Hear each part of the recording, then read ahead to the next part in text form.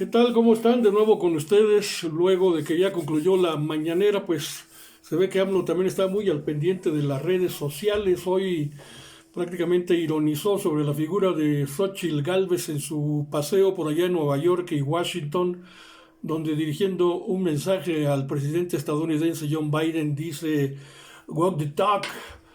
Bueno, pues dice Andrés Manuel López Obrador, recogiendo una de las ironías que se hacen sobre la figura de Xochitl Gálvez allá en Estados Unidos, dice el presidente, bueno, pues ahora sí pudiera ser que se haga un debate presidencial en contra de Claudio Sheinbaum, pero en inglés.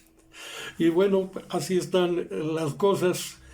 Recordó mucho Xochitl Gálvez a la figura de Peña Nieto, también hablando hacia la jerarquía gringa o yanqui, y con un discurso en inglés, y también le fue fatal como ahora a la Xochitl Gálvez. Hay incluso, dice el presidente, un diablito en las redes que dice que el próximo debate se haga en inglés, que estaría bueno un debate en inglés. Y se le olvidó al presidente que también hay otro meme sobre Xochitl Gálvez a la que le pusieron el mote de la candidata Holanda. Holanda regando aquí, Holanda regando allá, Holanda regando acullá. Bueno, pues así están las cosas, de todo hay, sobre todo en este momento en que nuevamente Claudia Sheinbaum barre con Xochitl Gálvez en una encuesta que hizo Reforma, pero esta la hizo en Jalisco con motivo de que también allá habrá elecciones. Bueno, pues lidera esta encuesta con la encuestadora que es X Estrategia GDL, aprovechando la consulta sobre la candidatura al gobierno de Jalisco. La pregunta que se hizo es si hoy fueran o si hoy hubiera elecciones a presidente de la República, ¿por quién votaría usted? Y el resultado fue de 69% de preferencias para Claudia Sheinbaum. Le seguiría Xochitl Gálvez con el 23%, lejísimos, y pues al final Jorge Álvarez Maínez, que no tiene nada que hacer ahí, con el 8%. Esta información también la proporcionó el Imparcial.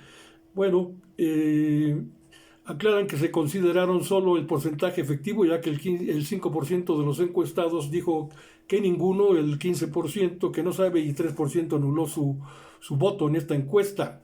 Bueno, la encuesta se realizó entre el 26 de enero y el 3 de este mes de febrero de cara a los ciudadanos de casa en casa, encuesta de 1.500 ciudadanos adultos que radican allá en la ciudad de Guadalajara, Jalisco.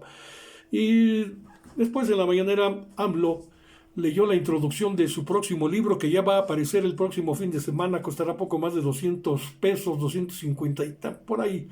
Habrá que verlo en la editorial Planeta, su libro Gracias. Algunas de las líneas que leyó el presidente dicen lo siguiente: cuando estaba definiendo el método para articular este libro, inicialmente pensé que como he escrito mucho sobre las diferentes etapas del movimiento que nos llevó a ganar la presidencia de la República en 2018, solo debía darle continuidad a mi último texto, el último libro que hizo, que fue A mitad del camino, así se llamó, a la mitad de su mandato.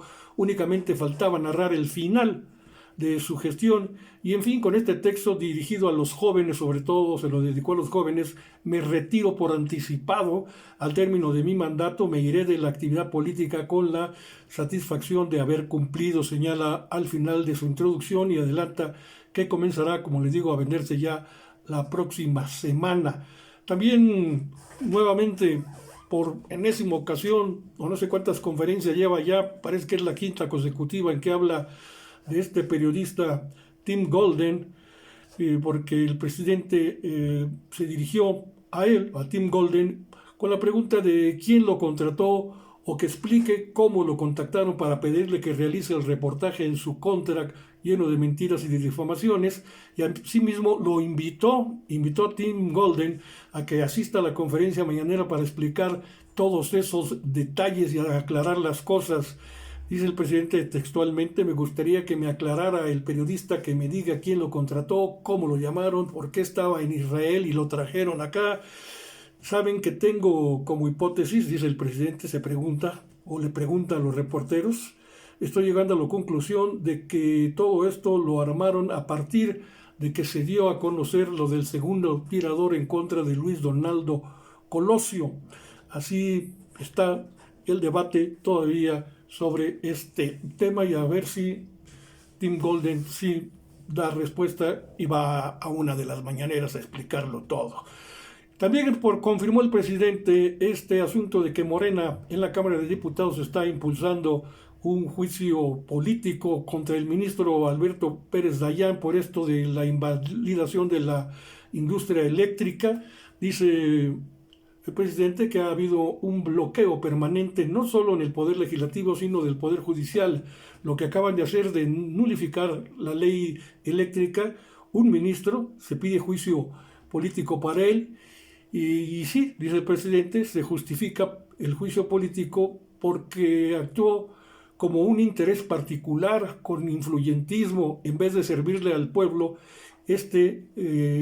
Ha estado al servicio de particulares cuando se ha visto que dos ministros cancelen una ley que ya había sido aprobada por el Pleno de la Suprema Corte de Justicia de la Nación, y ahora este tipo la echa para atrás la ley de la industria eléctrica.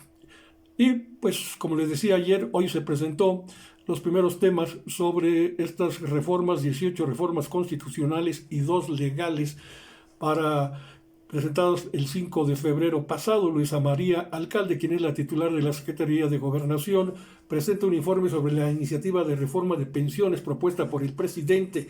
El objetivo es que los trabajadores puedan jubilarse con el 100% de su último salario. El gobierno federal cubriría una parte proporcionando un complemento solidario para alcanzar precisamente a cubrir el 100%, esto para aquellos que se preguntan cómo le van a hacer si no hay dinero para todo esto.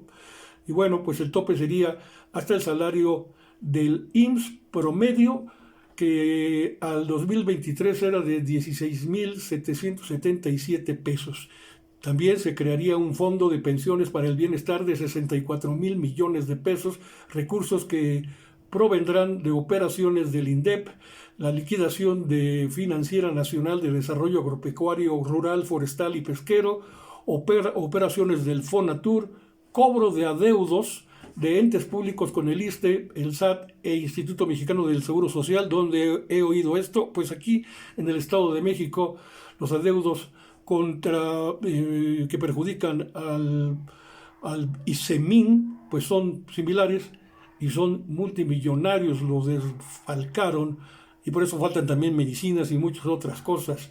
Recursos de la aplicación de los artículos 302 de la Ley del Seguro Social y 37 de la Ley del Infonavit, recursos también complementarios de ingresos. Y por su parte, Marat Baruch Bolaños López, titular de la Secretaría del Trabajo y Previsión Social, brindó también su informe respecto a la iniciativa de reforma sobre el salario mínimo, donde mencionó que los salarios mínimos nunca deberán estar por debajo de la inflación, como lo ha insistido en repetidas ocasiones el propio presidente durante el periodo de su vigencia. Salarios justos para los trabajadores de la salud, educación, seguridad no podrán ser menores al salario promedio registrado ante el IMSS, que como les digo es de 16,777 pesos al año de 2023. Ahí están las primeras dos leyes, salarios mínimos y pensiones, explicadas ampliamente por ambos funcionarios, Luisa María Alcalde y el de la Secretaría de Trabajo y Previsión Social, Marat Baruch Bolaños. Espero que con esto esté usted bien informado. Le doy el favor de que me acompañe con su like, su suscripción y sobre todo el compartir en mi página @Sociedades de Pensamiento en YouTube, lo mismo que en TikTok, ahí también Sociedades de Pensamiento, y desde luego en Facebook y otras aplicaciones donde día a día nos encontramos. Gracias.